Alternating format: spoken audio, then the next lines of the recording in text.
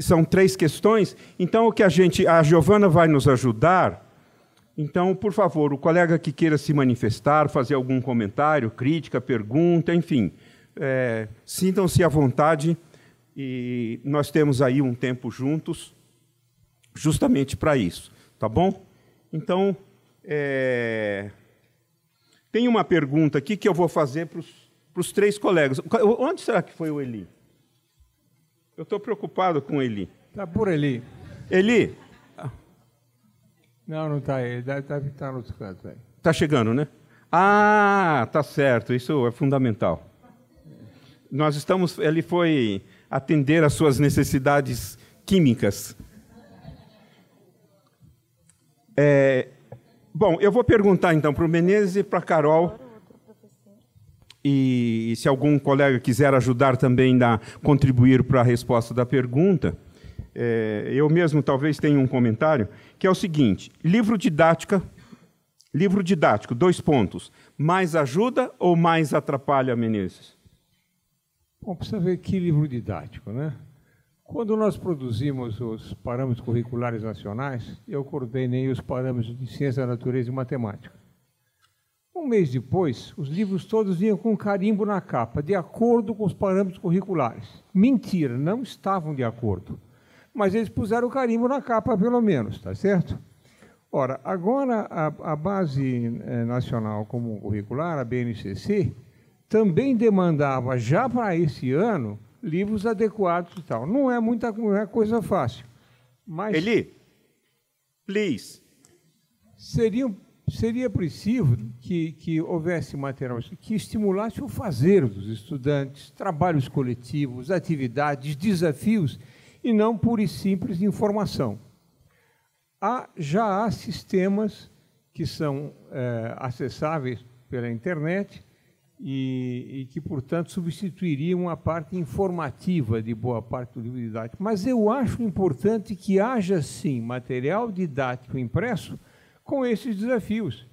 E portanto, agora, se for o velho livro didático com lista de pontos, pensando o currículo como índice do livro, é melhor que não haja. É melhor que não haja. Ele vem para atrapalhar, para travar a transformação que é necessária, né? E eu me lembro, já há um bom tempo, de ver livros didáticos que só são usados pelos professores para passar a lição de casa. Ou seja, o livro não é pensado como instrumento real de trabalho dos professores, mas como pauta do discurso do professor. Então, ou seja, o livro didático já está atrasado, já estava anacrônico na sociedade industrial, mais anacrônico estará se mantiver desse jeito na sociedade pós-industrial. Mais do que isso, com as tecnologias de informação hoje disponíveis e com o fato de que com um tablet ou mesmo um celular você tem acesso a informações que podem estar bem estruturadas, se você tiver uma plataforma, um sistema, eu acho que as editoras estão se coçando para falar pouco, para ver como é que elas mantêm o seu mercado. O que acontece é que muitas editoras estão associadas a sistemas de ensino. Então, elas já trabalham articuladas como um pacote do qual elas são parte. Ora, se forem bons sistemas e bons materiais, que seja assim. Mas eu tenho lá minhas dúvidas. Havia eu vou usar uma palavra feia, uma máfia do material didático, durante décadas, porque era um mercado bilionário. Não estou falando de milionário, estou falando de bilionário. E, portanto, a disputa por esses espaços, etc., e mais pela outorga pública da compra desses materiais, ela estabelecia uma briga feia, uma briga de cachorro grande. Agora nós estamos numa passagem. Os desafios que eu falei, que os professores vivem nesse momento, de ter que se readequar para um outro universo, não escolar, para um outro universo social e no mundo do trabalho, também vai ter que ser ter como contrapartida os materiais educativos, que não são só livros didáticos, são sites, são laboratórios virtuais. Essa modificação está acontecendo. De certa maneira, nem precisamos nos preocupar muito. Se eles bobearem, cai do cavalo sem precisar de ajuda, porque a moçadinha já aprendeu a se informar de outro jeito. Uma coisa que eu só queria fazer um comentário. O que eu acho assim lamentável, muitas vezes, é o livro didático substituir o professor, ou o professor se deixar substituir pelo livro didático, substituir no sentido de segui-lo, ser refém dele e ser um fiel seguidor no mau sentido aí do caso, né? E nesse sentido, o livro substitui o currículo, substitui outras referências, e o professor perde a criatividade, a autonomia, né, a liderança que se espera que ele tenha e que, legitimamente, ele tem o direito de ter em sala de aula. Eli, a pergunta é o seguinte, que a colega Fernanda fez. Se o livro didático mais ajuda ou mais atrapalha? Mas, Carol, você quer falar alguma coisa? Ou... Por favor, então. Enquanto isso, você pensa, Eli.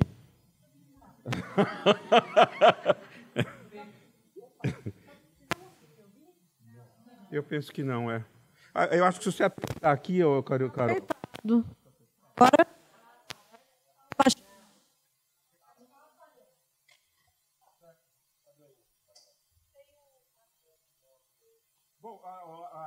Bom, meus caros, minhas queridas, a gente está falando aqui até as perguntas, mas a ideia é que vocês falem. Daqui a pouco nós queremos escutar vocês, tá bom? Ok, agora vocês me ouvem. Eu concordo com o que o professor Menezes trouxe, de que existem os pontos positivos e os pontos negativos, e eu não preciso me repetir com relação a isso, então vou trazer umas informações adicionais.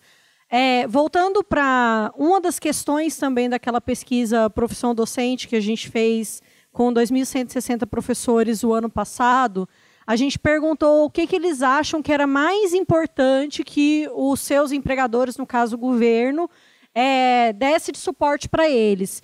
E os recursos pedagógicos veio como um dos mais votados. O livro didático é um dos recursos pedagógicos, o ponto é que muitas vezes ele é o único.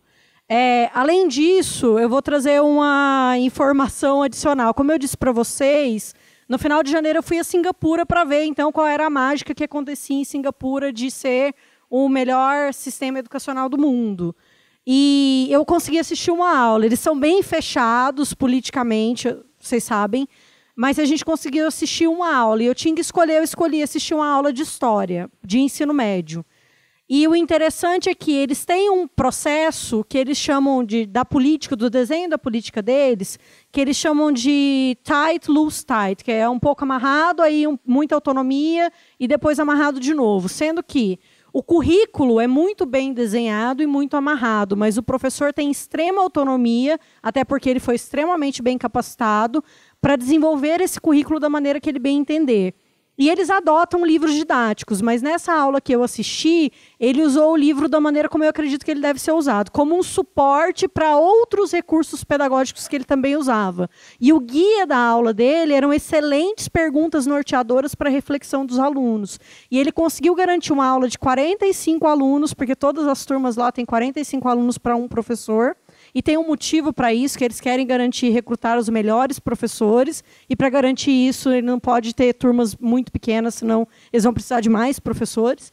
Enfim, ele conseguiu engajar todos os alunos e deu para perceber que do que estava sentado na primeira fileira até o que estava sentado na última fileira estava dialogando com ele ou com seus coleguinhas e estava entendendo o que estava acontecendo.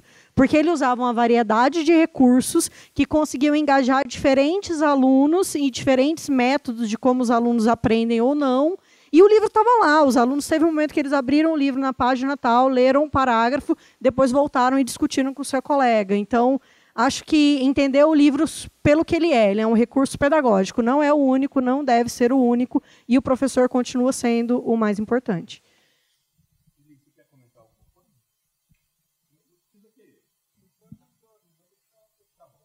O que vocês acham? Alguém quer comentar alguma coisa do público?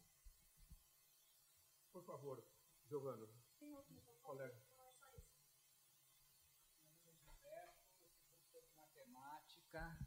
na rede pública. Assim, o que eu vejo dos livros didáticos? A realidade dos nossos alunos, eu sou um professor iniciante, dou aula há 10 anos só, mas é que a realidade dos livros não é a realidade dos nossos alunos. Essa é que é a verdade. Então, quando eu preparo minhas aulas, eu normalmente verifico vários conjuntos de livros para poder preparar as aulas.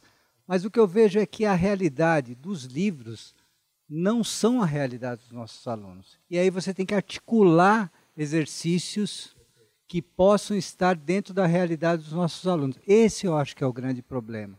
Porque os alunos, quando pegam os livros e eles vão ter na sequência ali, eles têm muita dificuldade. Eu acho que esse é o principal problema dos livros didáticos. É a realidade, vamos dizer assim, os exercícios de matemática. Os exercícios de matemática estão muito avançados em relação às séries que você vai aplicar. É isso que eu acho.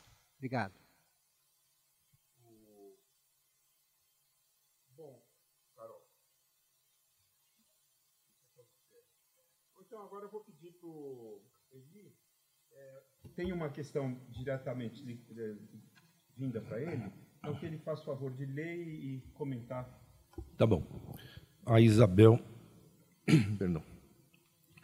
Villa-Lobos diz o seguinte: a inclusão nos currículos de pedagogia e licenciaturas de disciplina de História e Filosofia da Ciência não poderia contribuir para dar aos professores mais condições de resistir às imposições da tecnocracia?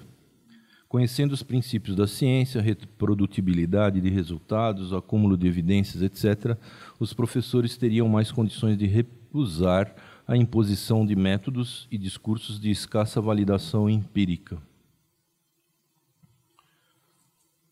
Isabel, não sei se seria um grande passo incluir disciplinas, né? História e Filosofia da Ciência. Dependendo de como os cursos, né, de formação são montados,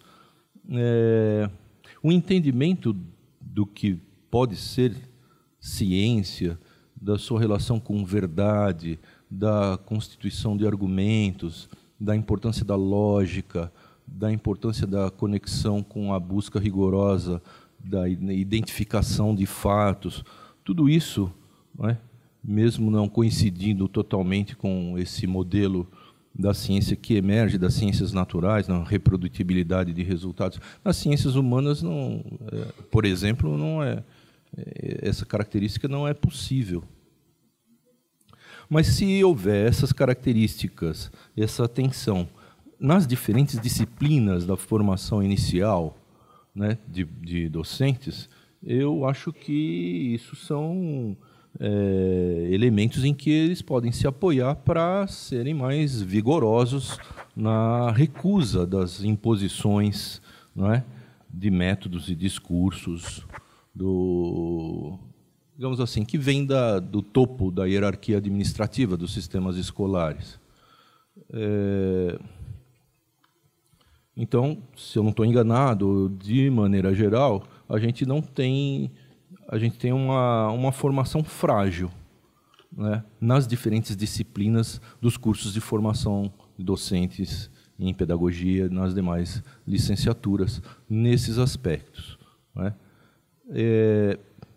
Mas, ao mesmo tempo, nós temos uma tradição, não só brasileira e não só na área da educação escolar, não é,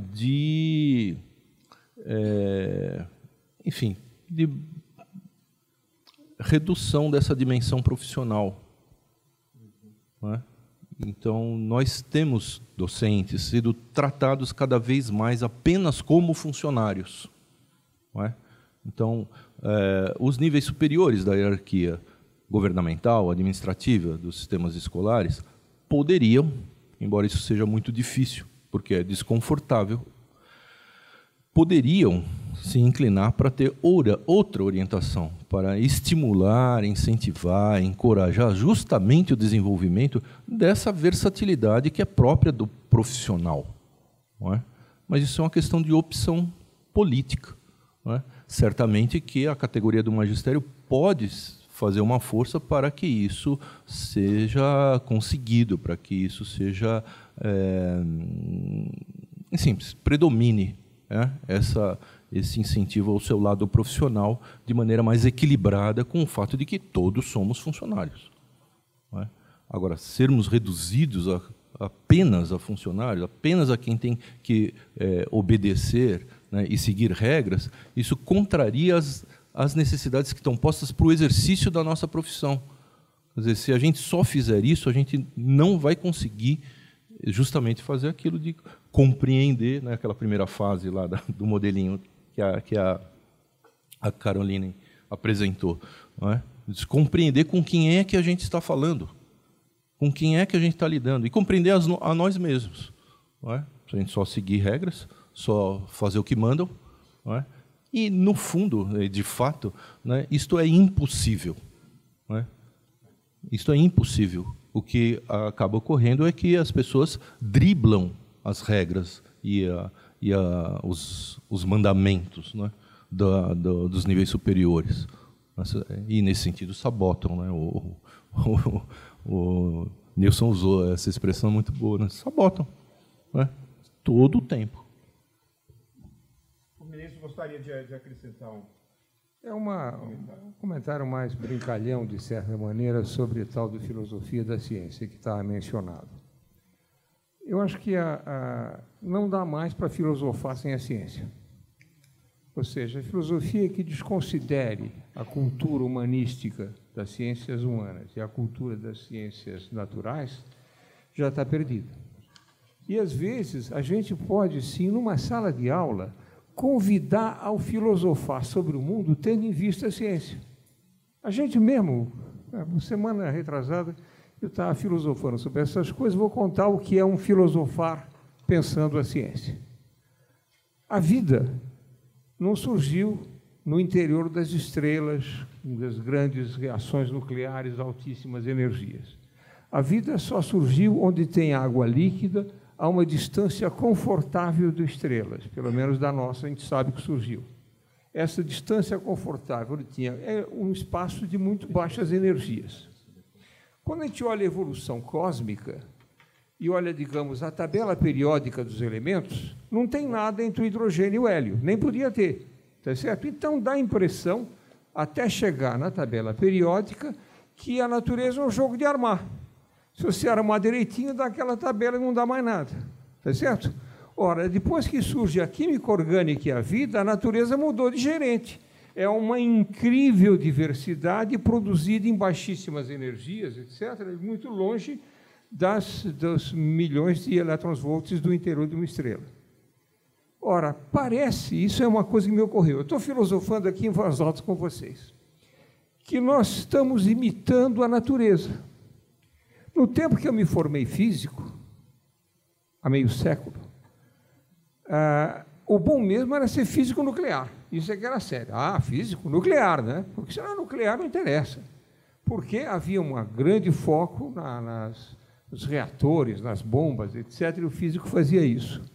Ora, hoje o físico da matéria condensada, que trabalha com semicondutores, etc., é que é a figura. Por quê? Nós produzimos um universo à base do silício parecido com o universo da vida à base do carbono. Quer dizer, a microeletrônica dos semicondutores, que produziu a terceira e a quarta revolução industriais, é uma construção nossa parecida com a construção da natureza. Nós nos afastamos das altas energias e aí criamos a complexidade dos chips semicondutores e que tais. Então, veja só, eu estou fazendo em voz alta um filosofar possível em torno da ciência.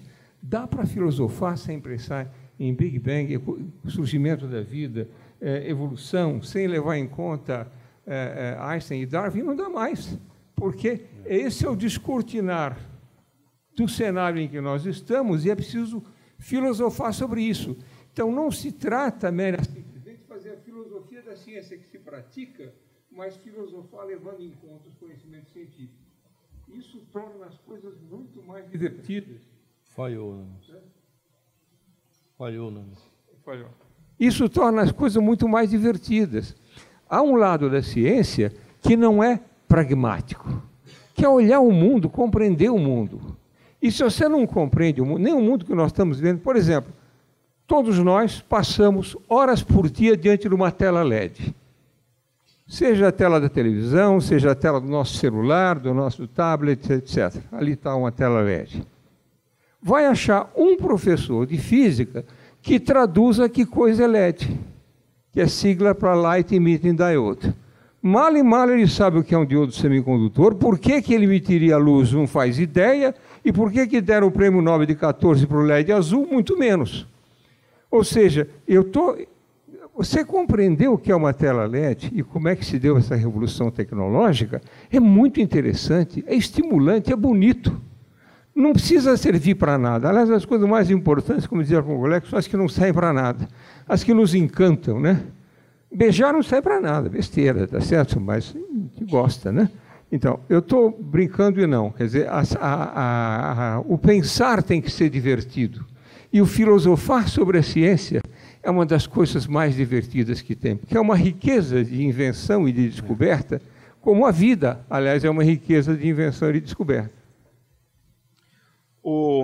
Alguém do público tem vontade de fazer... Por favor, Giovana, cadê a Giovana? Ajuda para mim, velho.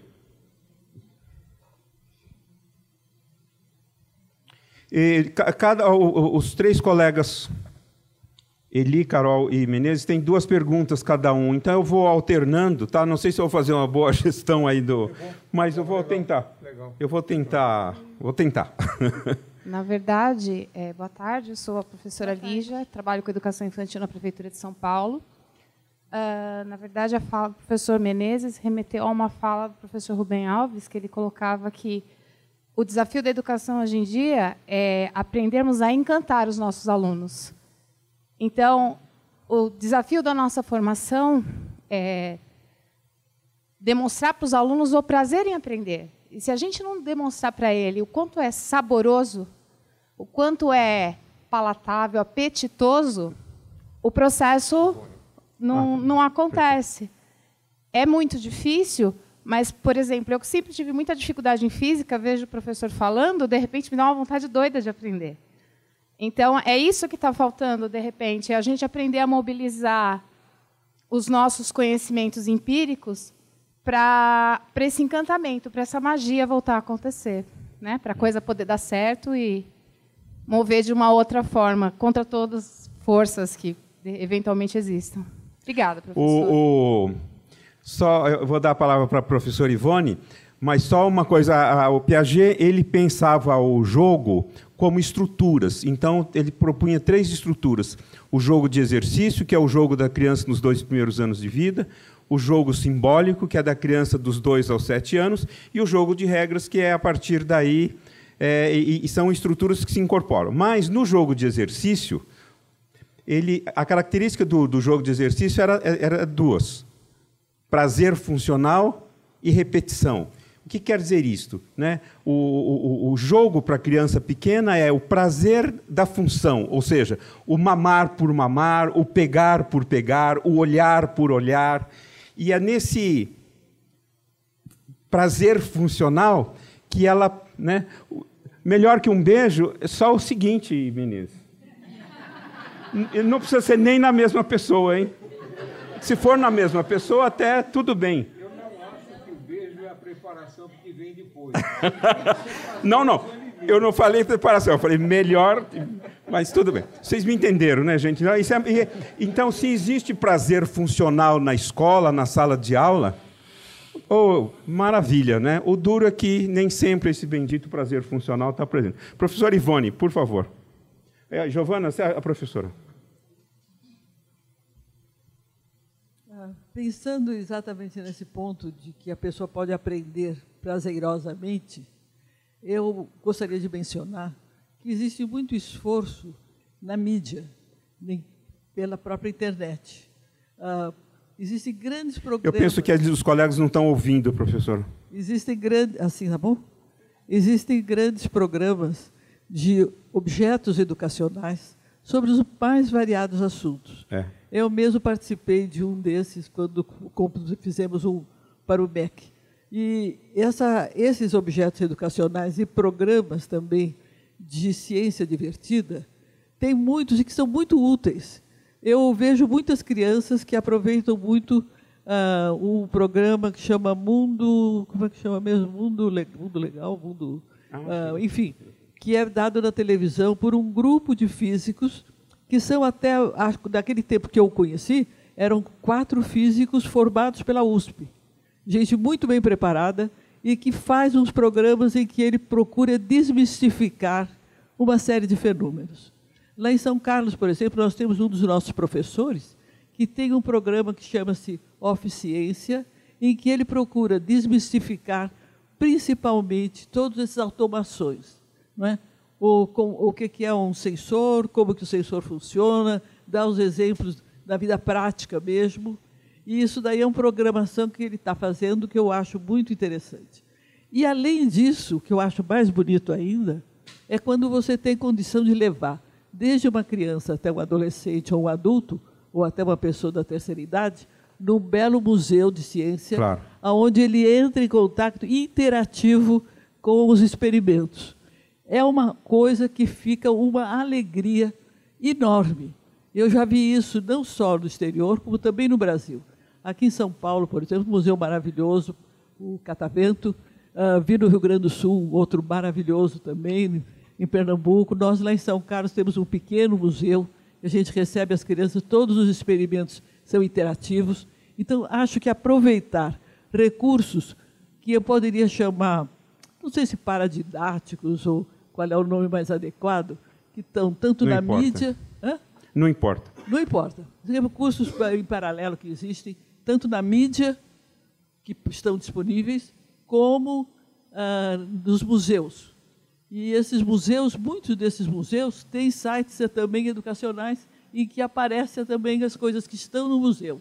Quer dizer, você não precisa, às vezes, ir a Paris ou a Londres para ver alguma coisa linda que tem no museu desses. Então, esses recursos, eu acho que os professores deveriam usar de uma maneira intensa, porque eu acredito que, mesmo nos lugares mais pobres, você tem televisores, e se esses televisores tiverem acesso à internet, né, ou computadores, isso daí é que seria um apoio muito grande para despertar o interesse pela parte cultural e científica. Maravilha, obrigado, professora.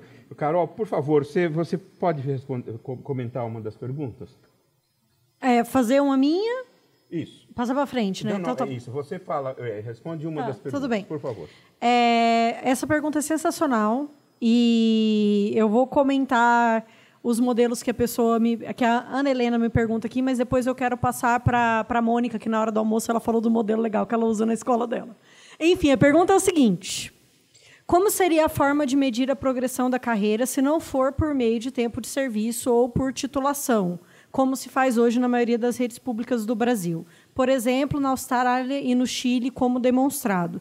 Então, eu vou falar, em primeiro lugar, vamos tirar logo do caminho, não é prova, tá? A prova não consegue avaliar esse tipo de competência, esse tipo de aprendizado. Então, vamos tirar isso logo do caminho para ser menos polêmico. E não tem um modelo comum, tá? Não tem um jeito, nenhum dos dois países fazem o mesmo modelo, eles são parecidos, mas não são iguais. E nenhum deles faz um tipo de avaliação só. É um conjunto de avaliações que, no final, você consegue captar esse tipo de progressão de carreira, que é avaliar se o professor melhorou ou não a sua prática. Enfim, na Austrália, como eu disse, o professor é acompanhado por um líder. Então, quando a gente está falando desse professor mais iniciante, ele é acompanhado pelo líder, o líder o ajuda a melhorar, mas também o avalia. E o diretor da escola também avalia esse professor iniciante. E como a Austrália conseguiu construir aquele documento que eu mostrei para vocês, mostrei só uma linha, né, mas ele é gigante, eles fizeram isso a partir de um consórcio nacional entre o governo federal e todas as redes estaduais do país. E esse consórcio também desloca um especialista para colaborar nessa avaliação. Então, ela acontece durante um período do ano. E aí, por exemplo, nas categorias mais altas, como a de líder, eles têm um limite de pessoas que podem ser aprovadas para líder naquele ano. E, a partir disso, eles fazem esse conjunto de avaliações, e são observações de sala de aula, autoavaliação. No caso do Chile, o professor grava um pedaço da aula, ou uma aula inteira, faz um portfólio. Então, é um conjunto de critérios que formam essa avaliação no final. Em Singapura, especificamente, é um pouco mais controlado. É a própria escola que avalia o professor, e essa avaliação está atrelada ao seu bônus no final do ano. A parte mais não tão legal é que eles fazem uma curva forçada, o que significa que sempre vai ter gente que vai ganhar o maior número do bônus, mas mesmo se a pessoa for quase tão boa ou igualmente boa, tem um limite de gente que pode ganhar o máximo naquela escola. Então, tem gente que vai ficar com outro com 75% ou 60%, porque tem um limite no sentido que eles acreditam que nem todo mundo pode ser perfeito, então nem todos os professores podem ganhar 100% do bônus anualmente. Todos esses modelos são perfeitos? Não. E eles consideram que não são. Eles tentam fazer a maior quantidade de atividades possíveis para conseguir garantir que eles estão medindo adequadamente a progressão da carreira do professor. Nenhum desses países fazem prova, só para deixar claro. São sempre observações de sala de aula, análise de vídeo, autoavaliação do professor, construção de portfólio, feito por vários elementos da carreira. O aluno avalia o professor se autoavalia, o formador do professor avalia o professor, o diretor avalia o professor, uma pessoa externa avalia o professor, e aí, no final, eles compilam tudo isso. Parece complicado, mas é o jeito o menos errado de fazer. Mas não existe nenhuma medida comprovada de falar esse é o jeito certo de fazer. Tá? Todo mundo está indo na tentativa e no erro mesmo. A Mônica faz um jeito muito legal, que ela me contou no almoço, por isso que eu queria pedir para ela falar. Cadê a Mônica? Está ali. Ô, Mônica, fala um pouquinho, então, para nós. Faz favor. Então, tá dando para ouvir? Tá, né? Eu sou a Mônica, sou coordenadora pedagógica da MF Mauro Fácio Gonçalves, da Prefeitura de São Paulo. Essa escola é mais conhecida como Escola Zacaria, fica no miolo do Parque Santo Antônio, na Zona Sul.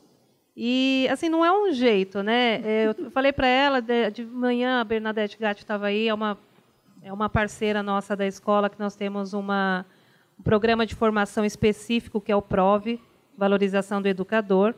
A Bernadette já foi até lá para estar fazendo palestra com a gente. E a nossa avaliação de professor, eu comentei muito com a Carol que é muito difícil fazer essa avaliação de professor. Né? Quando a gente fala principalmente em formação, foi até por conta disso que eu falei da avaliação.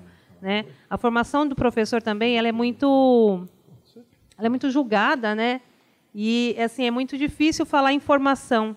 Qual é a formação que a gente busca para o professor?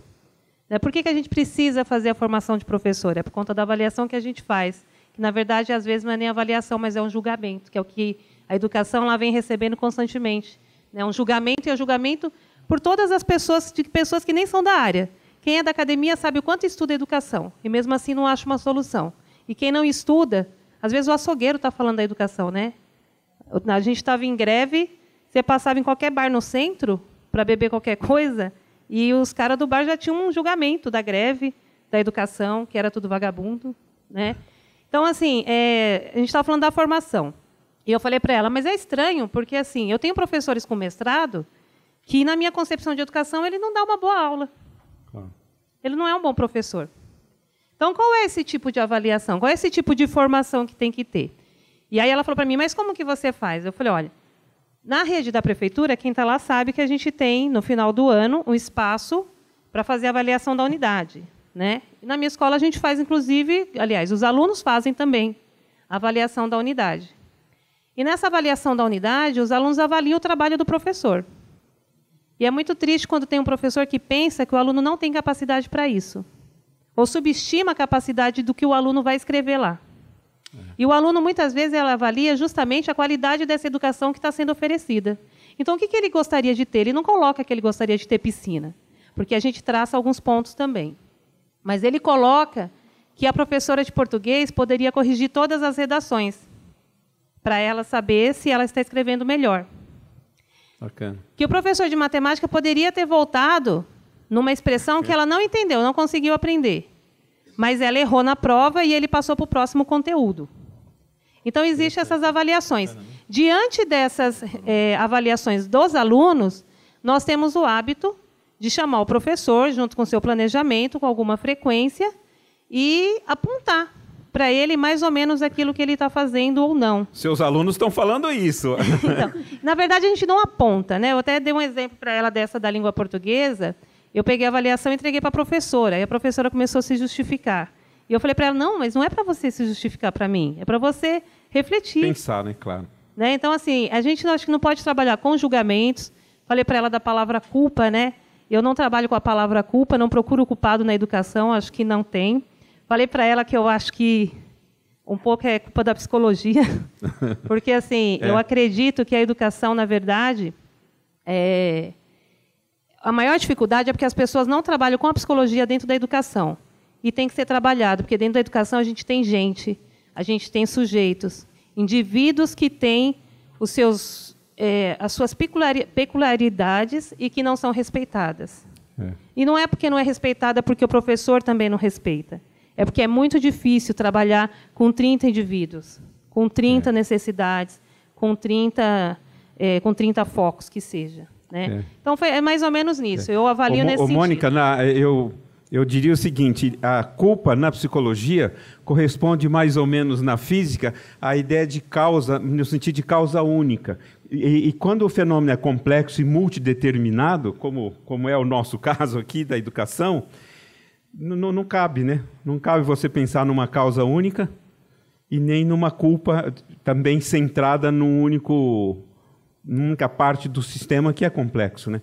Bom, falando em sistema complexo, professor Eli. Eu sou um sistema complexo. Você é um sistema complexo. Pois não, Nilson. Faz favor. Só. Tranquilo. Olha, a respeito dessa coisa de avaliação, só para não perder a oportunidade, o segundo seminário, fazendo comercial, será sobre o planejamento e avaliação. É verdade, não é? É verdade. O segundo seminário, todas as falas serão sobre isso daí. Então, nós estamos só começando uma coisa e começando muito bem. Né? Agora, eu só queria lembrar, em relação à fala inicial da manhã, que avaliar sem ter algo planejado é difícil mesmo. Talvez não seja nem possível. A dificuldade que todo mundo está sentindo, a Mônica, você, Carol, não é? O mundo, é porque avaliar é fácil, ou é mais fácil, quando você tem um planejamento. E um planejamento só faz sentido quando há um projeto, quando há um rumo. Então, reitero apenas aqui que nós não temos um rumo, ninguém sabe para onde isso está indo, esse trem está indo, né? Ninguém sabe, não é? E precisa definir o rumo, aí precisa planejar, decompor metas e tudo, e avaliar para ver se o planejamento está rolando, né? Essa discussão sobre avaliação desvinculada de planejamento e projeto não leva a nada.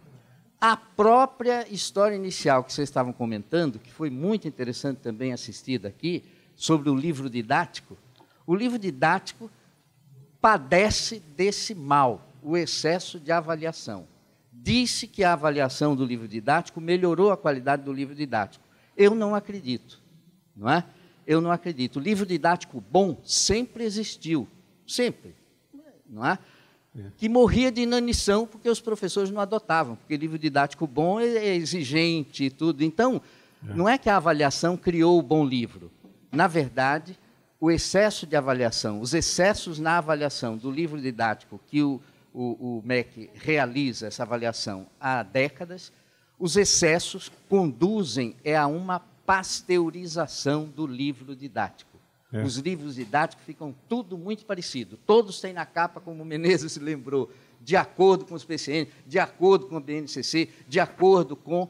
E se há 30 anos, por exemplo, um autor produzia um livro didático, tinha um projeto, levava um editor e produzia um livro didático, isso hoje é inviável, absolutamente inviável, não existe. As editoras é que contratam autores para realizar os projetos dela.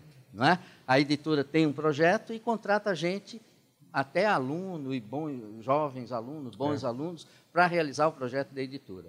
E o sonho de cada uma é um sistema de ensino, não é? que é a pior praga que pode existir em termos de livro didático, no sentido de formatar o trabalho do professor. A formatação, não é? Todos são muito parecidos e o controle, o excesso de controle sobre o professor. Aula 45, aula 47, que aula, o quê, né? Então, o problema da avaliação também transborda e mostra sua face negativa na avaliação do livro didático. Portanto, meus caros, dia 13 de abril nós contamos com a presença de vocês aqui para falar sobre esse assunto, dentre outros. Mas eu falei que o Eli ia falar, mas agora o Menezes tem um tema sobre avaliação, ele vai falar na frente do Eli. O Eli aguenta.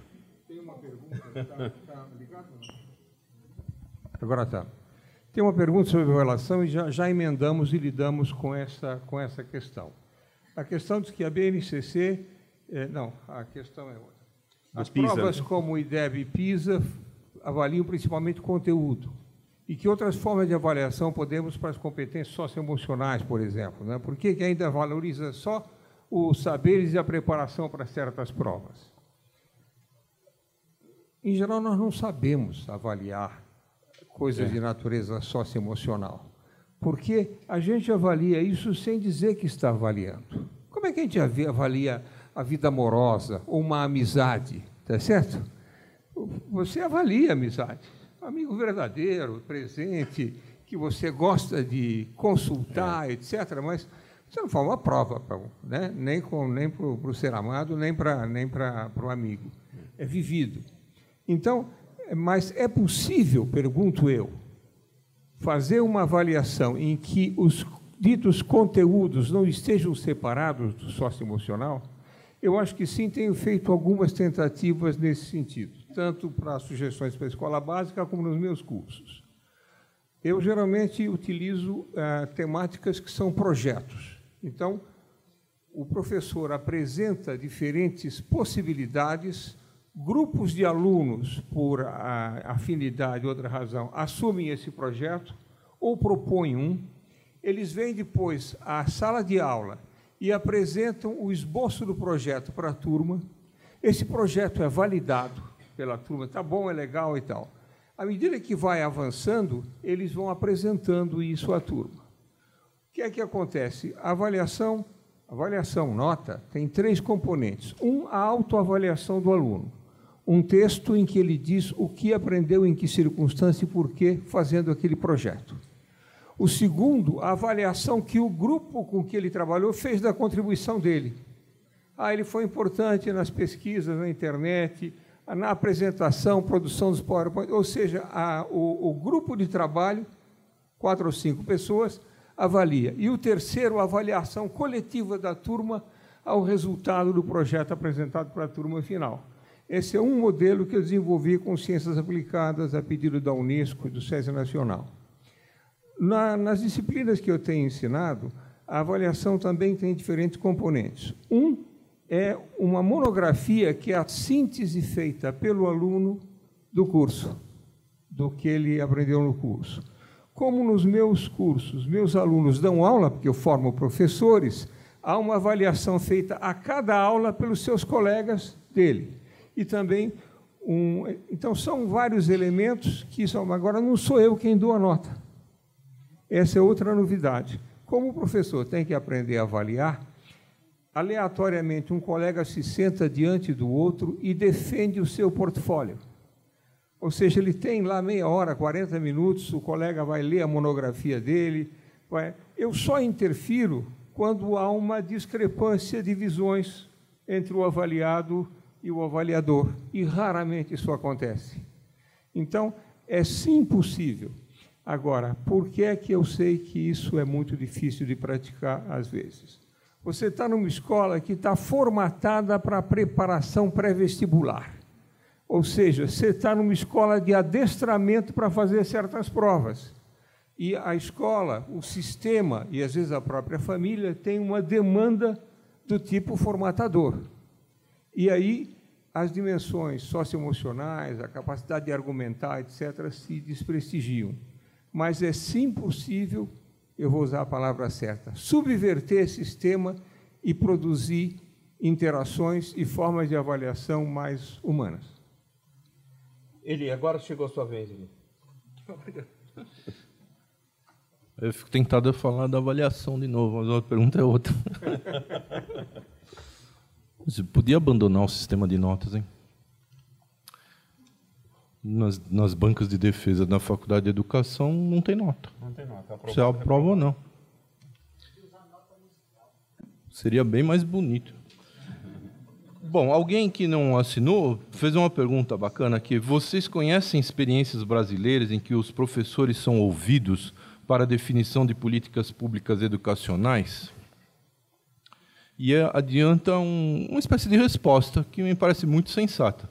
Muitos governos dizem que fazem isso, porém, boa parte dos professores não se sente ouvida. Eu achei bem sensato. Eu acho que houve,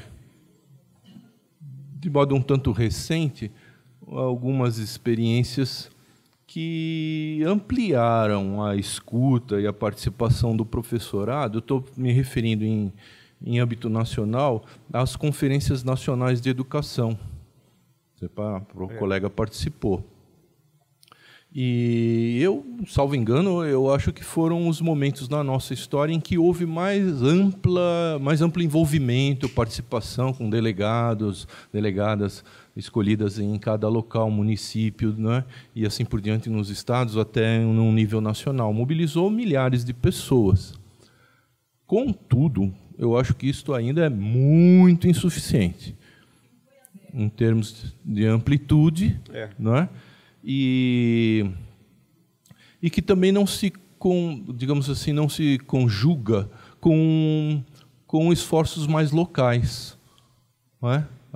Municipais. Então, isso tudo conduziu às grandes diretrizes, né, que foram emitidas ou produzidas em um documento resultante da Conferência Nacional de Educação, que, aliás, o MEC jogou no lixo, não deu a menor importância, enquanto a sociedade civil estava assim, mobilizada e produzindo essas propostas, o MEC continuou fazendo as suas políticas da sua cabeça, com a sua relação com o Congresso Nacional e, enfim. Então, nesse aspecto, não foi muito efetivo, mas muito amplo. Mas, mesmo assim, muito insuficiente. Eu penso que há muitas, né, as redes escolares municipais e estaduais precisariam praticar isso muito mais e cotidianamente. A ideia de produzir políticas educacionais devia ser uma constante como parte do trabalho profissional de quem lida, né, diretamente com a educação, em diálogo com os leigos. Não é? Os leigos que são todo esse estudantado, esse monte de gente, algumas crianças que pela sua idade nos colocam desafios especiais de escuta, não é? Elas falam a sua linguagem, que não é a linguagem do adulto, e o adulto não sabe entender direito o que elas estão falando, assim como elas não sabem entender direito o que a gente fala. Então, a gente está muito engatinhando, por falar em criança, né? Nisso de escutar umas pessoas às outras, dar importância àquilo que elas pensam e, com isso, encaminhar para a produção de diretrizes para a política educacional. Esse caminho contraria uma tradição autoritária antiga do Brasil e de outros países, né? Políticas, não só as educacionais, políticas assim chamadas públicas, que é uma redundância, na minha opinião, se a política é pública, mas as políticas são geradas por pequenos círculos de governantes e de especialistas contratados por governantes. Entretanto, elas são direcionadas justamente ao grande público, justamente àqueles que presumivelmente seriam beneficiados pelas políticas. E, frequentemente, a coisa não combina. Não é? Algo que, adianto, né, se poderia fazer nesse sentido, né, para que houvesse, pelo menos, muito maior participação do professorado na elaboração de política educacional, seria proporcionar, nas jornadas docentes e nas aulas regulares, tempo para lidar com esse assunto e para que os professores e professoras possam conversar entre si, num mesmo estabelecimento e entre profissionais de diferentes estabelecimentos. Nós vivemos um sistema organizacional que é organizado para ninguém falar com ninguém. E confinamento, e não sair da escola. Você não poderia estar adiantando parte do nosso programa no segundo semestre, porque uma das questões que foi lançada, se não me engano, pelo Nilson, é que nós ainda hoje pensássemos a condução desse nosso programa nos próximos semestres. Nós temos já 2 conferências marcadas, mas nós não temos ainda o programa no segundo semestre. Eu acho que o que ele acabou de apontar pode ser um primeiro esboço para o trabalho, desse trabalho coletivo nosso, porque aqui nós temos, sim, um diálogo com vocês. Nós não estamos deitando sabedoria, nós estamos trazendo problemas. Eu acho que isso podia ser parte do nosso programa no segundo semestre, só para... Se o Nilson permitir, a gente faz. Se ele disser se ele mandar a gente fazer, a gente faz. Tá bom, né? Precisa ter chefe, né? Tá bom. Então, não, brincadeira. Eu fiquei curiosa eu fiquei curiosa só para saber se algum professor já participou de algum processo de debate ou de consulta de alguma política pública. É uma boa pergunta.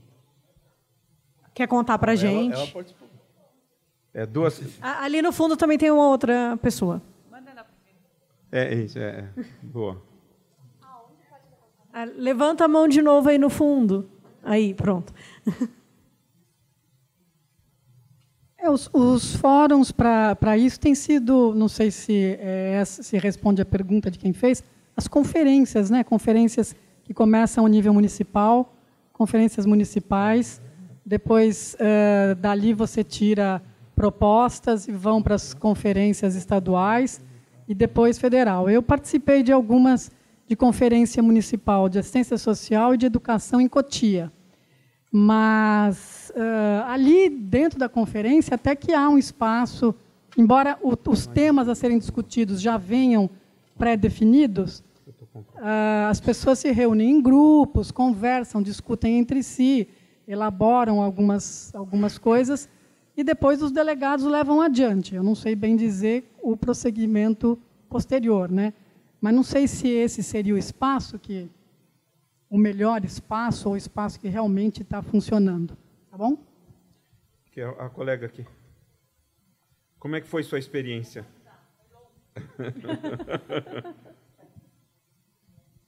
A minha experiência foi assim, eu fui convidada para participar lá na Fundação Fernando Henrique Cardoso, junto com o ministro da Educação na época, com a secretária da Educação, que nós fomos discutir realmente de onde veio a ideia do BNCC, que veio de Santa Catarina, tinha um governador, o secretário.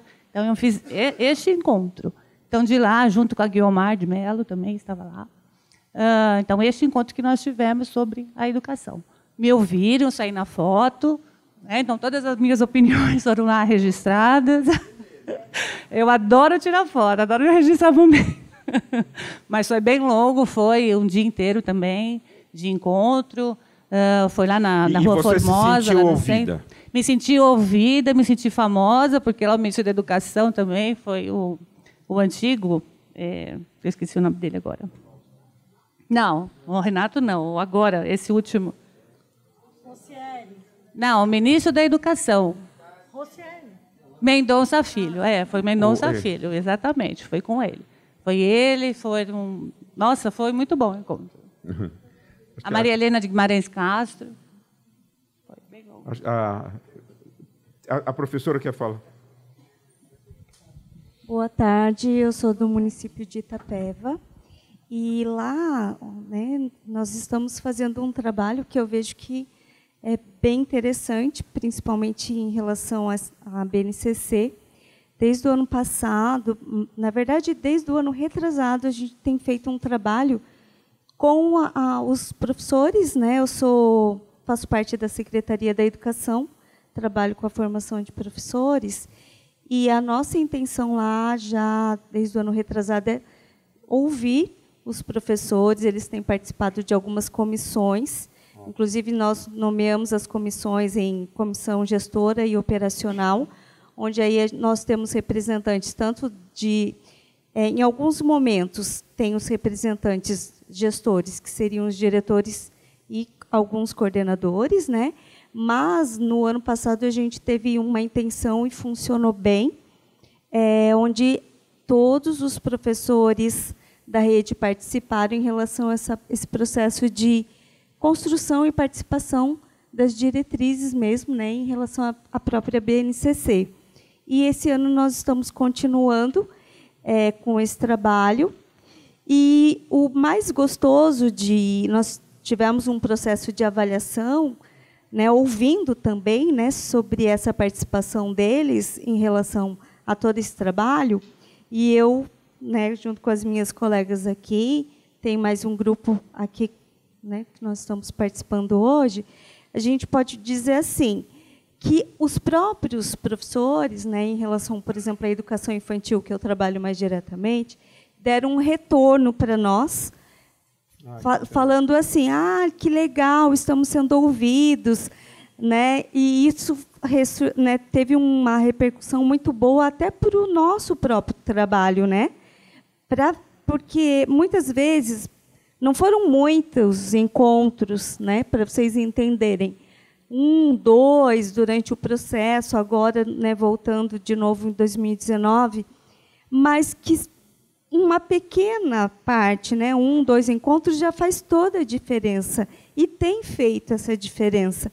Então, e retorna também para o trabalho como um todo, não só em relação aos próprios docentes, né, mas a equipe, enquanto, por exemplo, eu como coordenadora pedagógica, né, então acho que isso é muito válido.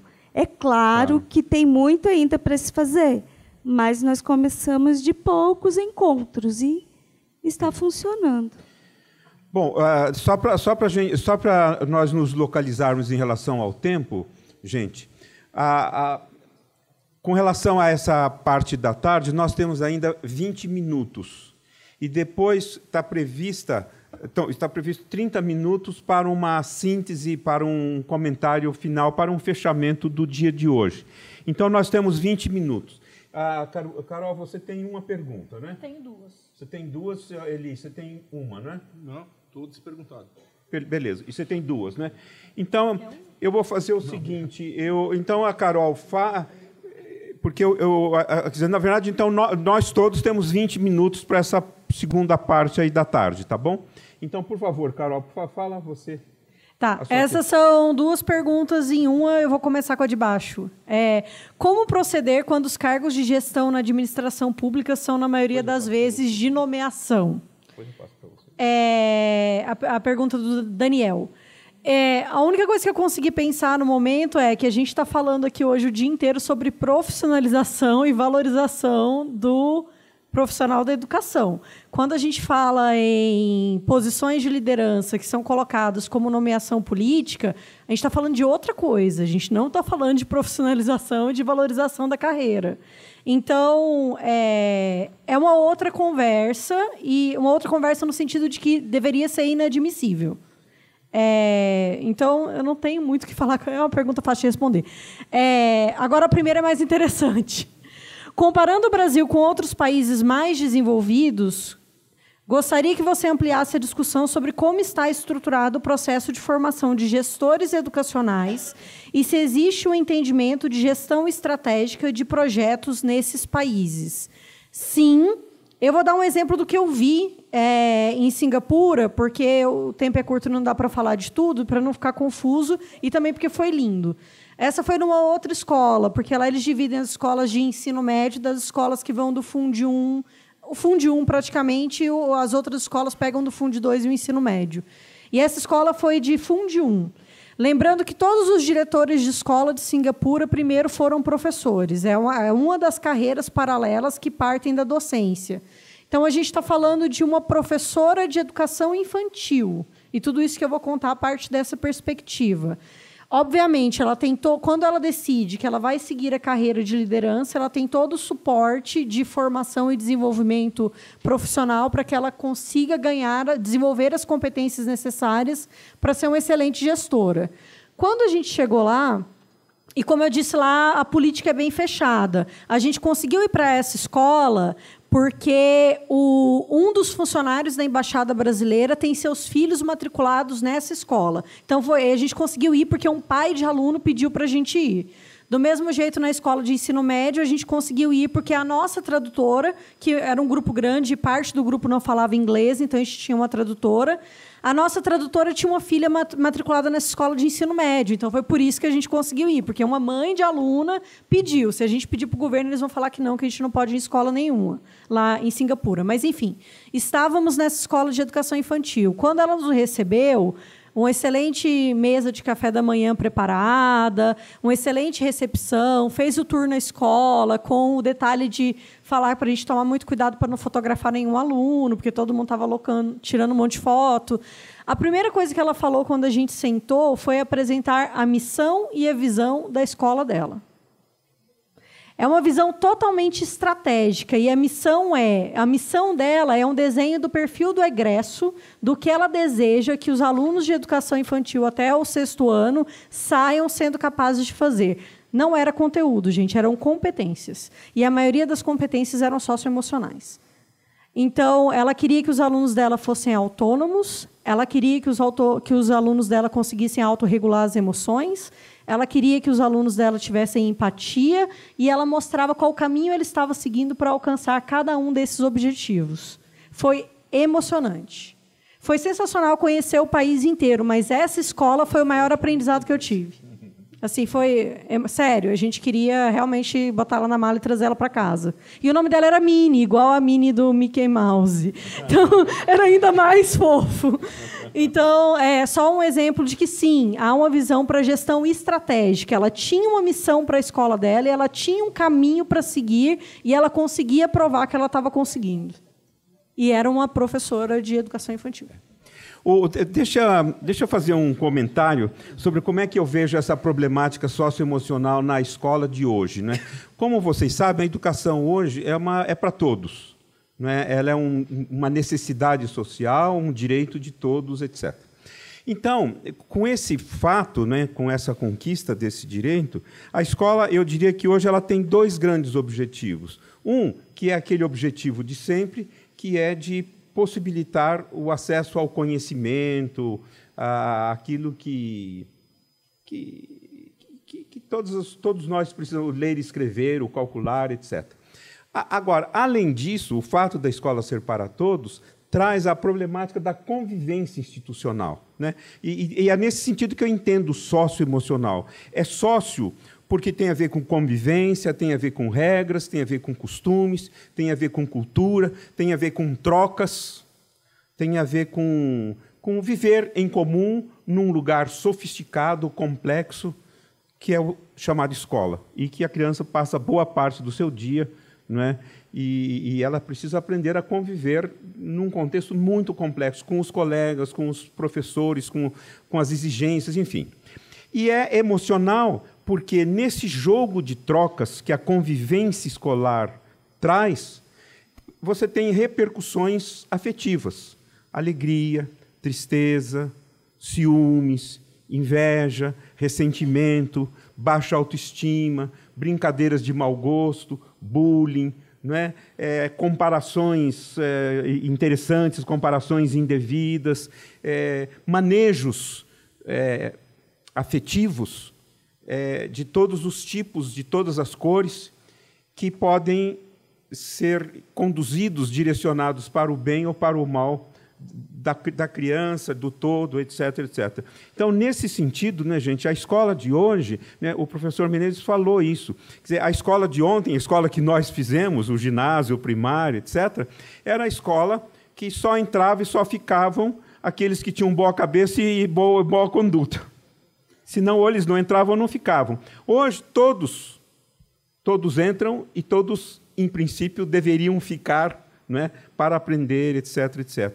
Então, a problemática socioemocional se tornou muito importante, não apenas no contexto do desenrolar da aprendizagem das disciplinas, mas também da convivência institucional com a gestão dos conflitos que isso implica. Menezes, por favor, a sua questão agora. Pois não. Sim. Assim, eu vou falar um pouquinho da minha vida mais rápido, tá? Eu tenho 25 anos de Estado. Eu trabalho como professora na rede pública estadual há 25 anos. Eu participei da implantação e implementação do currículo do Estado de São Paulo, tanto que o meu mestrado é sobre isso. Quando eu falo assim, o professor tem que fazer carreira? Tem. Ele tem que ser valorizado, mas eu não fui. Eu só trabalhei na diretoria de ensino, fiquei 4 anos, saí de lá porque eu ganhava pouco, não dava para trabalhar lá. Era mais fácil eu trabalhar perto da minha casa, que eu não gastava de almoço nem condução. A gente tem que colocar tudo isso no lápis. Então, o que falaram de valorização? Hoje eu estou na prefeitura.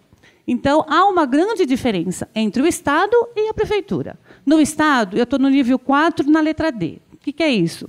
Eu tive que fazer prova de mérito e tenho várias formações, vários cursos, sou especialista, várias coisas. Tá, isso é Estado.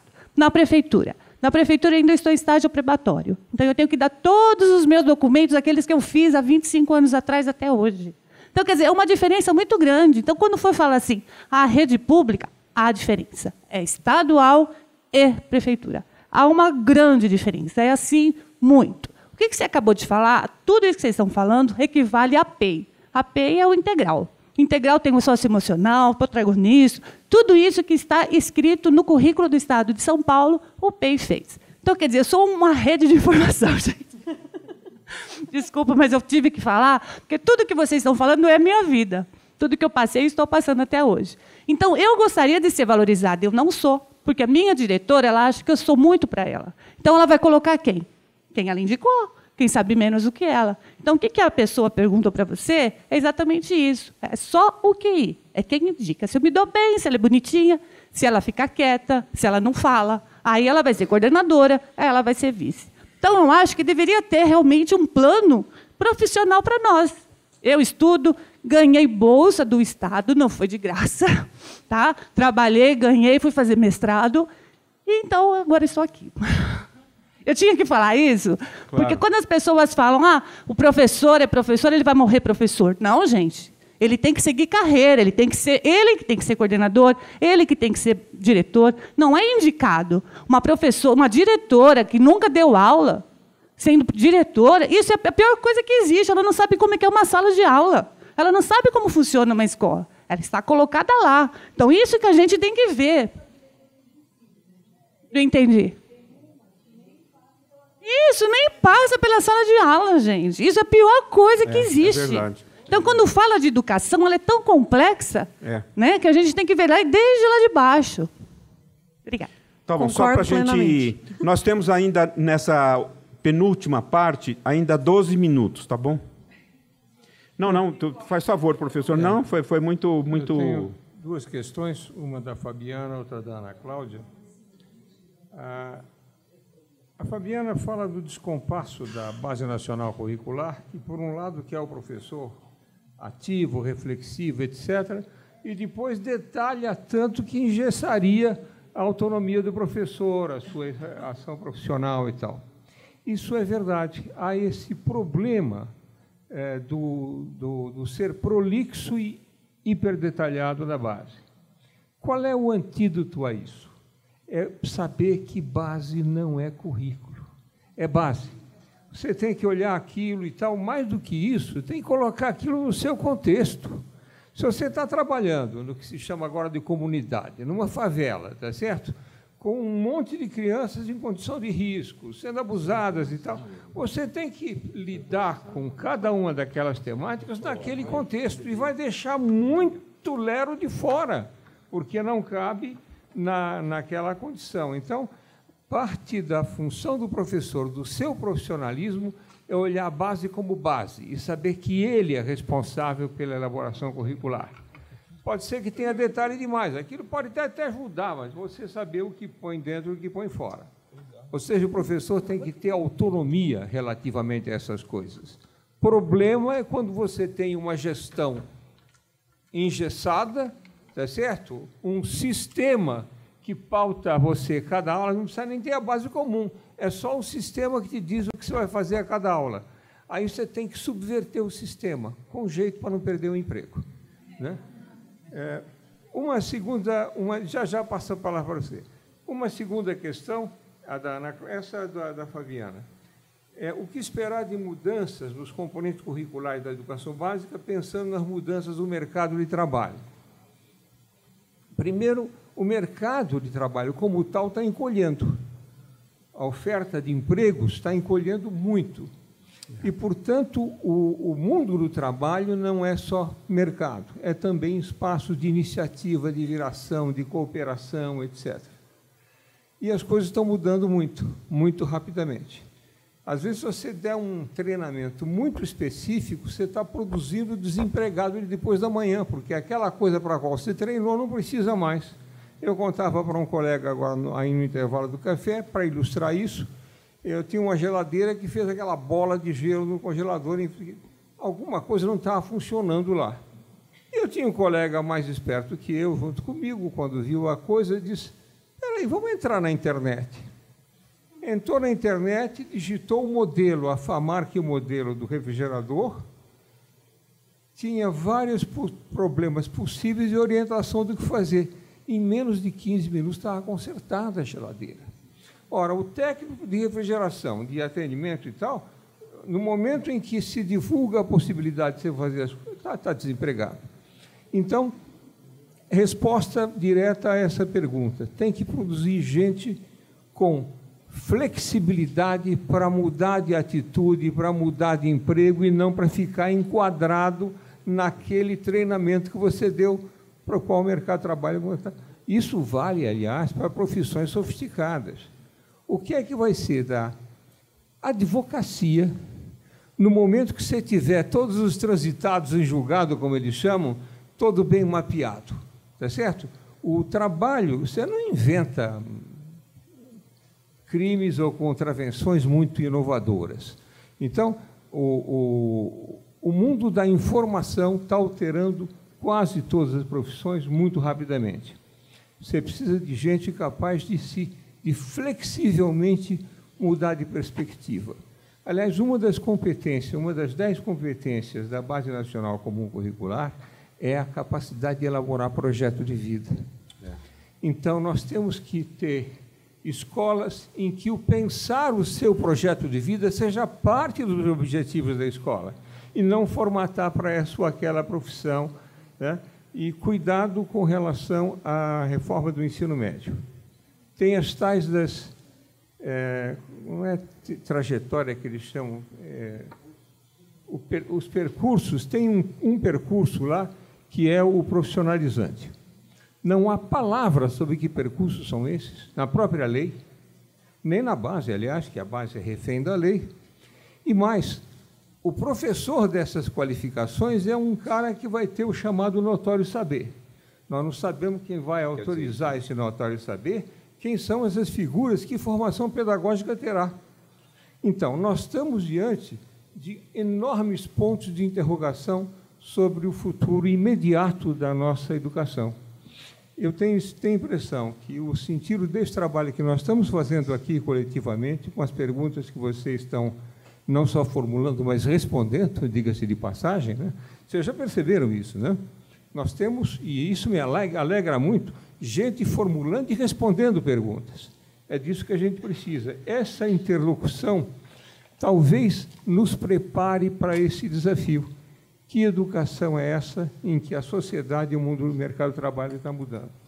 Antigamente, para selecionar um executivo, uma pessoa num cargo mais elevado, se fazia o teste do QI. QI não é quem indicou, não, é quociente de inteligência, né? O que indicou é para esses cargos de indicação. Hoje, quando você vai selecionar um profissional para uma atividade um pouco mais elaborada, vai-se para uma mesa de reunião. Você não sabe nessa mesa quem são seus concorrentes pelo cargo, quem são da própria empresa, lançam-se questões pertinentes ao trabalho e o que é que se verifica? Se o sujeito sabe ouvir, respeitar diferentes pontos de vista, argumentar, ou seja, você está verificando competências que são, a um só tempo, cognitivas e socioemocionais. Claro. Na seleção, e essa é a seleção sábia, que o cara pode sabe tudo, mas ser rude, não ser capaz de diálogo e tal, ele vai detonar a empresa, vai derrubar a empresa. Então, veja, eu estou só ilustrando com como é que se selecionam profissionais hoje. Então, se você quer preparar para o mercado de trabalho, prepare para saber ouvir, para saber fazer interlocução, assumir uma situação, problema e trazer esboço de solução. Diga, Nilson.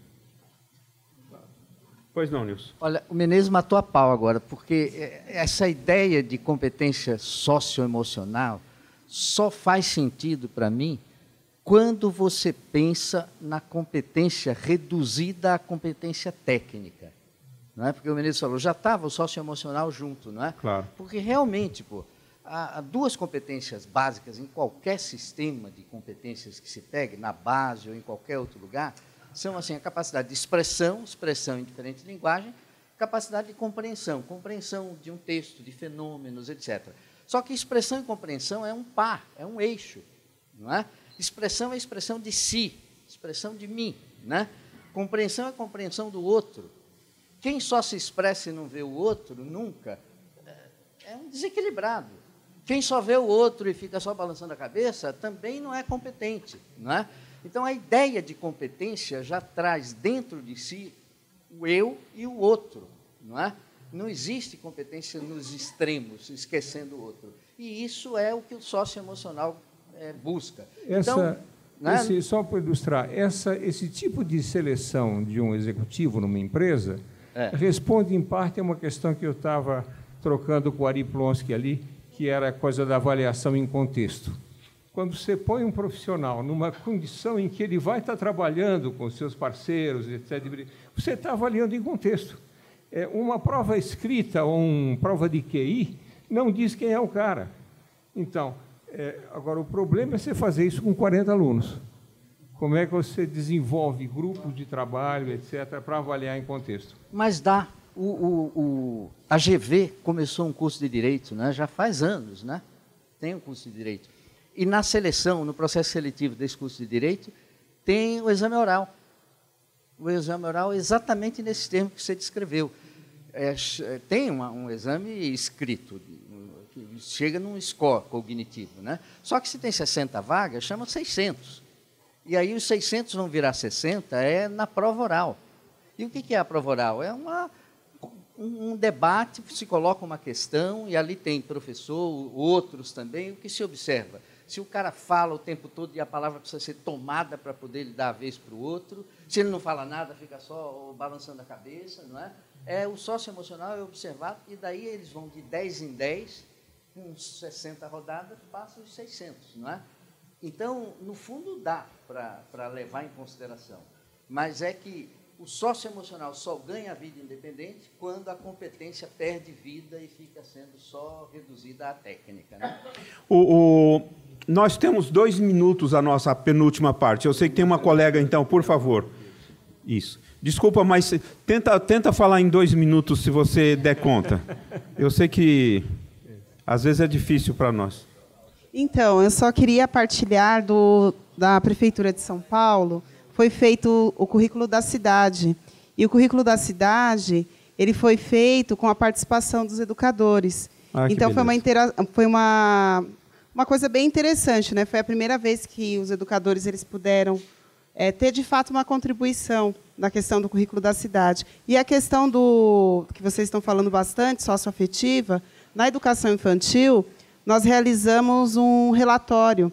E no relatório individual de cada criança, o que é mais acentuado é a questão emocional. Então, na educação infantil, a gente já faz esse trabalho. É bem interessante, que vai desde o desenvolvimento da criança, tem a fala das famílias. Nós fazemos um trabalho bastante de comunicação entre a comunidade escolar e a comunidade local. É bem interessante esse trabalho. É só um relato que a gente gostaria de estar colocando.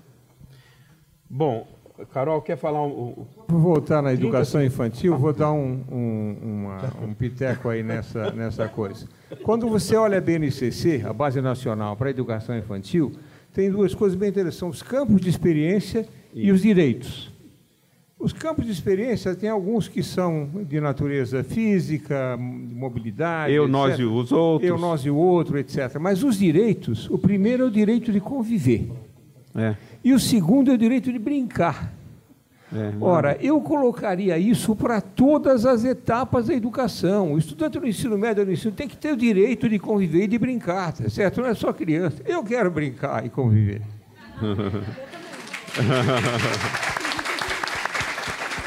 Bom, então nós terminamos então nossa penúltima parte e vamos para a última, que tá prevista para durar 30 minutos.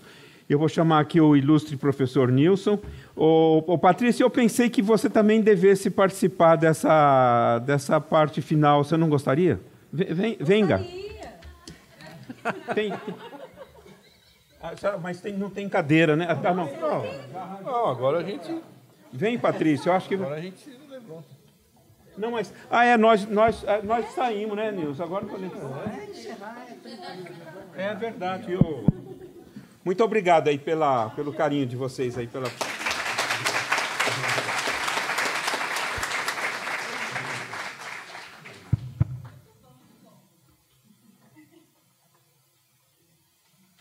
Gente, então, estamos na última etapa, essa síntese, esse encerramento, não é? E o mais importante nessa síntese, nesse encerramento, é a gente registrar, mais uma vez, o agradecimento pela presença de vocês, por tudo isso que o Menezes destacou bem aí, que é a vida que representa a presença de vocês aqui. Quando esse evento começou a ser anunciado, houve um grande jornal de São Paulo que anunciou nas suas páginas uma coisa assim terrível para nós, que foi assim: IEA e Itaú Social criam uma cátedra para treinar professores.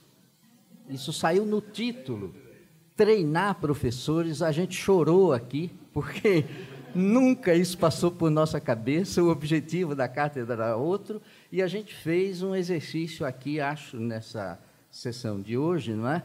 Um exercício inicial disso daí. A gente conta com vocês, enfaticamente, assim, nas duas próximas rodadas. Houve um número de inscrição muito grande, mais de 250, mas o número de presentes aqui hoje foi 127. É normal haver esse tipo de quebra, mas a gente tem que tomar uma providência que eu estou anunciando aqui em grupo. A gente já pensou que é o seguinte, ó. Em princípio, nós estamos contando com vocês aqui para os 3 seminários, não é? Quem veio hoje está inscrito automaticamente, a nosso ver, para o segundo e para o terceiro, a lista de presença, não é? Agora, quem não veio hoje, não significa que está desinteressado e tudo, não pôde, não veio hoje, mas aí a gente está pedindo que refaça a inscrição para o seminário 2, não é? Para poder a gente ter realmente a medida do número de inscritos, não é? Então, resumindo, os 127 que vieram aqui hoje, considerem-se inscritos para o segundo seminário. Quem não puder vir, não vem, isso não é crime, né? Está tudo bem, mas já está inscrito. Agora, a outra metade que se inscreveu e não veio, a gente vai pedir por e-mail, né, a gentileza de confirmar o interesse no seminário 2, que é o de abril, tá certo? Bom, o seminário 2, eu acho que uma parte, porque as coisas estão todas interligadas, mas uma parte do que será discutido já foi anunciada aqui, e a encrenca vai ser boa, né? O debate vai ser bom. A discussão é sobre, na ação do professor, o planejamento e a avaliação, né? O professor como profissional, a competência do professor, mas ao planejar e avaliar, né? Obviamente, vocês estão percebendo como os temas desse semestre representam uma tentativa de se concentrar naquilo que não está muito em discussão, que não pode mudar da água do dia para a noite ou da água para o vinho, né? Porque muita coisa pode. A reforma do ensino médio certamente será um tema de um dos semestres nosso daqui para frente. Mas a gente não saberia hoje como começar essa discussão. Tamanha é a desordem institucional, né? No caso da reforma do ensino médio. Da própria base nacional curricular, que está correndo o risco de ser reinterpretada. Então, o que será? Vamos ver, e certamente isso terá que ter lugar aqui, não é? De todo modo, a gente vai começar, já a partir da primeira reunião, depois desse trabalho de hoje, a pensar nos temas dos próximos semestres, e bem imediatamente do segundo semestre, né? O seminário 2, Planejamento e Avaliação, há uma primeira fala sobre a liberdade, a responsabilidade, a tolerância na ação do professor. Vamos ter o prazer de ouvir falar sobre isso do nosso colega Menezes, né? A palestra 2 vai falar sobre o conteúdo, sobre as concepções de conhecimento, né? Para poder planejar e avaliar. Quer dizer, um planejamento vazão com Z, é assim, quando você diz tantas aulas para essa matéria, tantas aulas para essa, tantas para ela, é regular a vazão para encher o balde que é a cabeça do aluno, né? Esse planejamento não nos interessa, mas então qual é a concepção de conhecimento e de planejamento que a gente tem para orientar as ações docentes, né? Depois tem, no caso da avaliação, uma discussão densa que o Lino vai coordenar, vai expor e coordenar sobre a ideia de medida e a ideia de valor. A avaliação, não dá para pensar a avaliação como um processo de medida, né? Ela é mais complexa do que um processo de medida, é um julgamento de valor, não é? Esse é o tema. E nós teremos também o prazer de receber a Cláudia Costin na palestra D, para falar sobre boas práticas nesse tema, avaliação e planejamento, né? Sobre boas práticas. Ela é uma pessoa altamente credenciada, foi indicada pelos colegas do Itaú, né? Pelos amigos aí do Itaú Social, e vai falar, então, no seminário daí do dia 13 de abril, né? Então, tem samba para a gente dançar, e vamos dançar junto no segundo seminário e nos outros semestres nesse aparecer temas, assim, aparecerem temas que a gente vai inserir na programação, não é, viva daqui. Eu queria só falar um pouquinho a respeito do que resulta dessa discussão, que para a gente não sair nem um pouquinho assim, nós, né, desapontado e tudo, por conta de não tirar grandes conclusões. A expectativa não é a gente fechar a questão em uma questão que a gente põe aqui e que feche o certo é isso, o errado é isso, é uma questão mal posta, não é uma questão simplória ou mal posta. As questões de que a gente está tratando são grandes demais para se resumir o certo é isso, o errado, né? Não dá, é mais do que isso. E aí a gente lembra de um filósofo alemão da escola de Frankfurt, o Gadamer, né, que tem um conceito bonito, que é isso que a gente viveu aqui e espera viver nos próximos encontros, que é o conceito de fusão de horizontes, não é? Um conceito técnico. O Gadamer diz, eu olho e vejo, e tem aqui um ângulo de visão, eu vejo, é o meu ponto de vista. A Paty olha e vê, é outro ponto de vista. Nós não estamos aqui discutindo para poder nós dois ficarmos com o mesmo ponto de vista. Não é essa a ideia.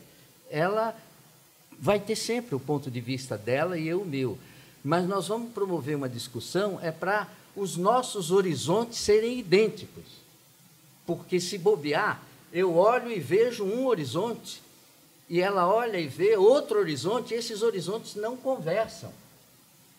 Fundir os horizontes é fundir os horizontes, não é igualar os dois pontos de vista, não é?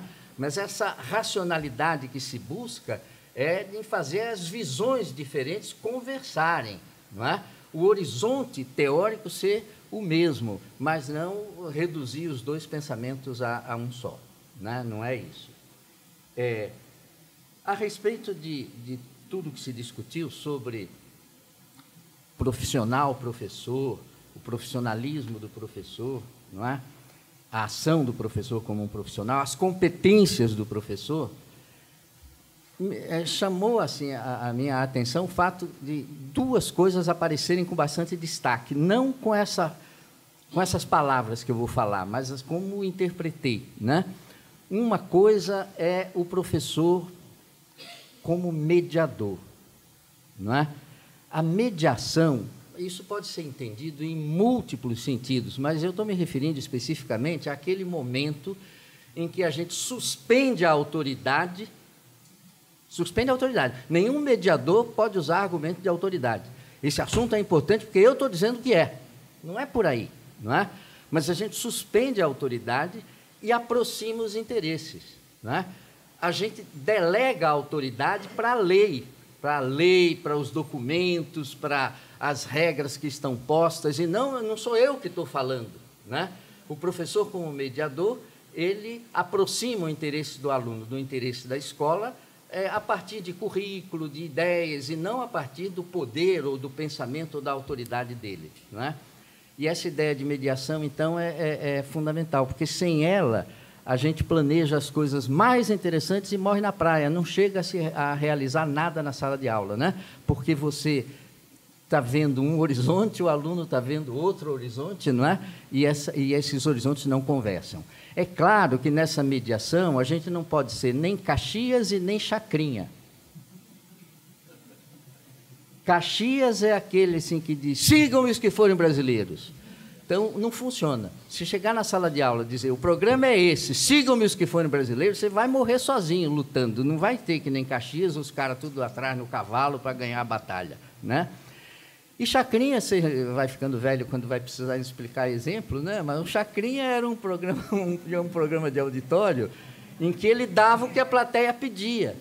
O que vocês querem? Querem bacalhau? Bum, jogava bacalhau para a plateia. Eu estou fora. Professor não é Chacrinha para ficar dando o que o aluno quer, né?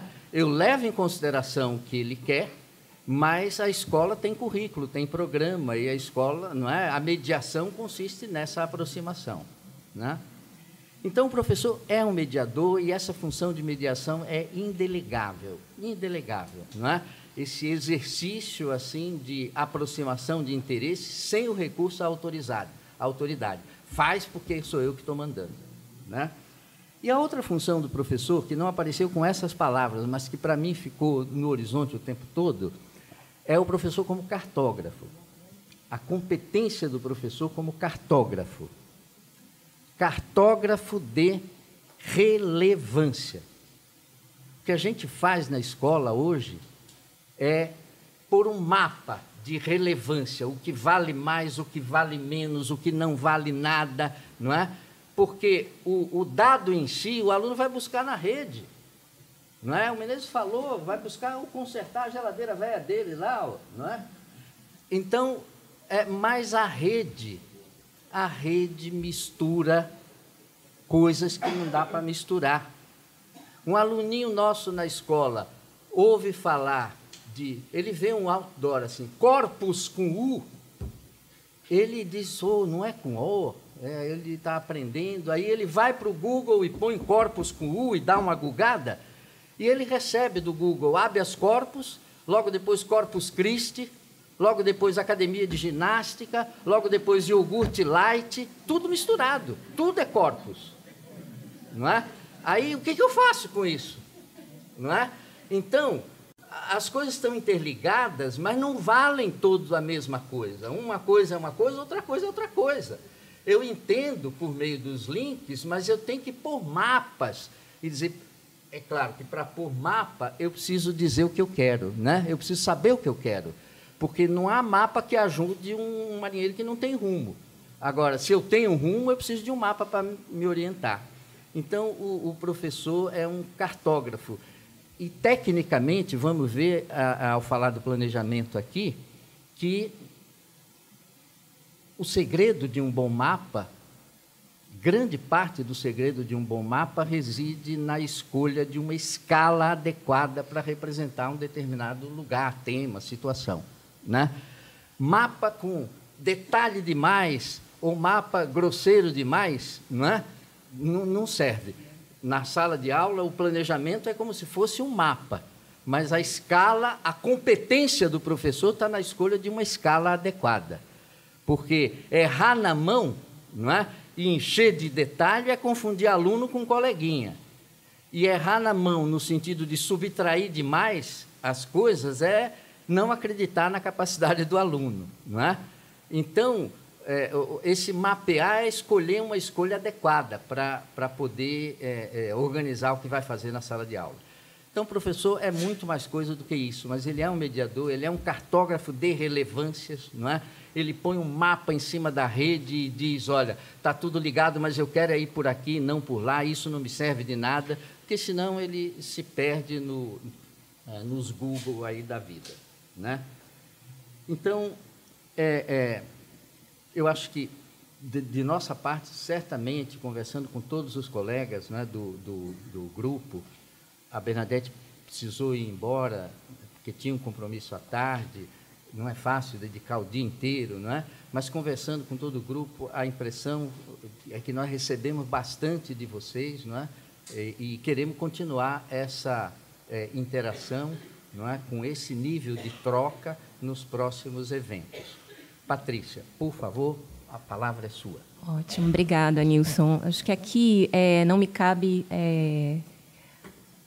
estender, né, um pouco na síntese dos pontos que nós cobrimos hoje, mas como eu não estava planejando isso, né, mas eu acho que é importante talvez reforçar, terminar com o começo, né? Nós começamos o dia hoje com um convite, uma mensagem muito forte, no sentido de que essa é uma primeira iniciativa da Cátedra de Educação. Para nós, no Itaú Social, é um prazer, é uma honra e um grande aprendizado poder apoiar essa iniciativa. E, nesse sentido, para nós, e aí por mim, pessoalmente, foi uma grande alegria poder ver que parte da nossa agenda de hoje tinha a ver com os tópicos que nós cobrimos, sim, mas nós tínhamos uma agenda paralela e em sinergia com essa dos temas, que era que a gente pudesse ter professores, né, profissionais da educação, que estão na escola, que estão nas redes públicas, aqui conosco no diálogo, né? E nós tivemos. Então, por conta disso, eu quero trazer aqui, representando, né, vocês, 4 profissionais com quem eu tive a honra de conversar nos intervalos, que mandaram mensagens fortes, e terminar com um convite bem propositivo, tá? Para a gente sair bem, com bastante ânimo, no sentido de alma, né, de ânima, inclusive para que nos próximos encontros e próximas etapas da cátedra a gente continue contando com vocês e com outros professores. Ouvi, por exemplo, da Mônica, uma educadora muito especial, uma frase que ficou muito forte, atravessou nosso diálogo hoje: a escola é muito mais do que os governantes conseguem pensar. Uma professora, Ângela, do interior de São Paulo, que não está aqui porque ela teve que sair. Por quê? Ela é professora da rede pública no interior de São Paulo. Ela precisou vir, nunca tinha chegado aqui, foi a primeira vez que ela veio, então, com toda a odisseia do ônibus, se perdeu, verá. E ela precisava sair antes do final de hoje, porque ela vai pegar um ônibus na rodoviária. Quando ela chegar na cidade dela, os ônibus para o bairro dela terminam de rodar. Então, ela não podia sair daqui às 6 da noite, ela, né, não podia pegar o ônibus das 9 da noite, porque no bairro dela não ia ter mais ônibus. E ela veio por conta também dessa vontade de aprender, de compartilhar. Uma educadora com quem eu tenho a honra de trabalhar, que é a Juliana Iadê. Juliana, dá uma... A Juliana, antes de ser doutora em educação, foi professora por 10 anos e agora nos dá a honra de trabalhar no Itaú Social, nos ensinar muito lá na Fundação, mas também está mais à frente da nossa parceria com a Cátedra. Então, a Juliana também vai estar muito presente nessas diferentes ações. E, por último, uma professora que não está aqui, mas que me ensinou muito, ela transformou a escola dela lá na Vila Esperança, na periferia de São Bernardo, a professora Rita, e ela me dizia: sabe como eu consigo fazer as coisas? Ficando invisível. Desde que ninguém na secretaria ou na diretoria veja o que eu estou fazendo com a minha equipe, eu consigo fazer. No momento que me colocarem no holofote, vai dar problema. De que forma a gente pode reverter isso, né? E eu vou explicar por que eu termino com a Rita. E eu vou reforçar meu convite para ela pelo nosso contato que a gente mantém até hoje. A proposta da cátedra, e como a Ângela bem pontuou de manhã, e todos os outros membros de diferentes formas, e vocês também no debate, é unir, né, esses saberes que são complementares da escola com a universidade, né? A gente viu que tem muita vontade, muita disponibilidade de todos desses lados, e muitas vezes nós cruzamos e fazemos parte de ambos, né? Então, nesse sentido, a cátedra ela embarca num processo de planejamento estratégico para os 5 anos, isso também foi mencionado aqui, e no hall de possibilidades vai haver muito mais do que seminários como esse, né? Que são importantes, sim, mas nesse hall de possibilidades podem entrar promoção de pesquisas, oficinas, mapeamento de iniciativas já existentes, que muitas vezes, como a da professora Rita, ficam invisíveis e que podem colaborar muito para que todos possamos colaborar na formação e na valorização do professor.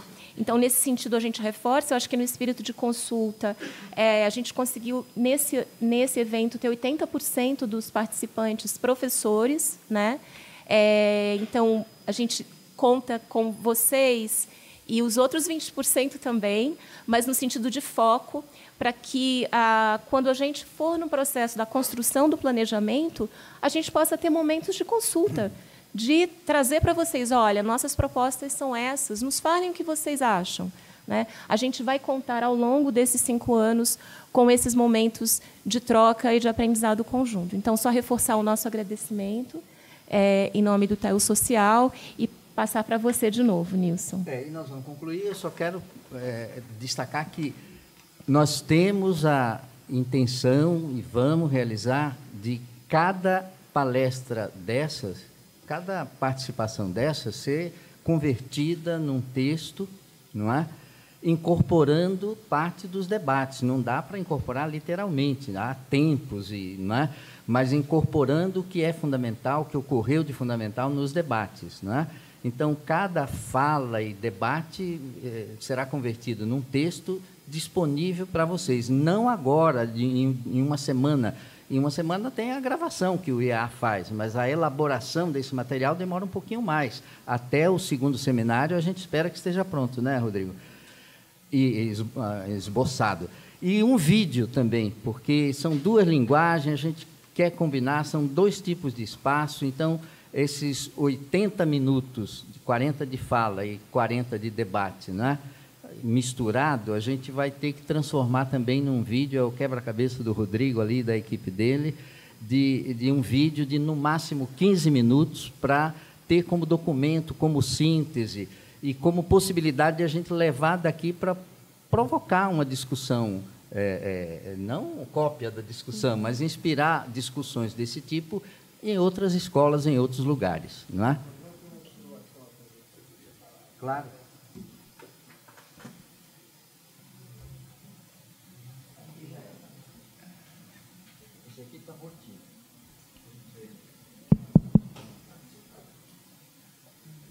Bom, eu queria falar só rapidinho. Bom, primeiro, cumprimentar aqui o povo que conduziu esse evento de hoje, de fato, muito bom. Agora, quando o Nilson falou que teve 250 inscrições, 127 efetivos aqui, talvez a informação não esteja correta. É porque o povo está vendo lá fora também, né? Certo? Então, pode ser que a gente tenha 500 lá fora, 1000, não sei quantos. Então, não. Presenciais. Online a gente tem, o número não dá para definir. Mas eu gostaria de enfatizar a participação online, certo? Inclusive, divulgar o Caminho das Pedras para quem quiser participar online. E eu queria dar uma sugestão. Essa pesquisa de satisfação que foi distribuída para quem está aqui, de alguma maneira divulgar para quem participou online e puder responder num e-mail X ou numa plataforma qualquer, responder e divulgar esta esse segundo do dia 13 de abril, enfatizar que o Brasil inteiro pode participar. Quando nós fizemos isso no Conselho Nacional de Educação, nas audiências públicas, a gente tinha uma média de 150 a 200 nas audiências públicas, presenciais. Mas começou a comprovar a presença de 800, 1.000 e teve alguma de mais de 1.000 online. E criar um canal de participação de que eles possam também, durante o dia, mandar mensagem, olha, gostaria de que alguém falasse sobre isso e nas perguntas, receber perguntas não apenas do auditório, mas online. Tá ok? Obrigado, Cordão, é bem lembrado e é isso mesmo, é que a gente hoje, o padrão do IEA é o encontro, o número de presentes ao vivo ser pequeno e o número online esse é sempre grande, né?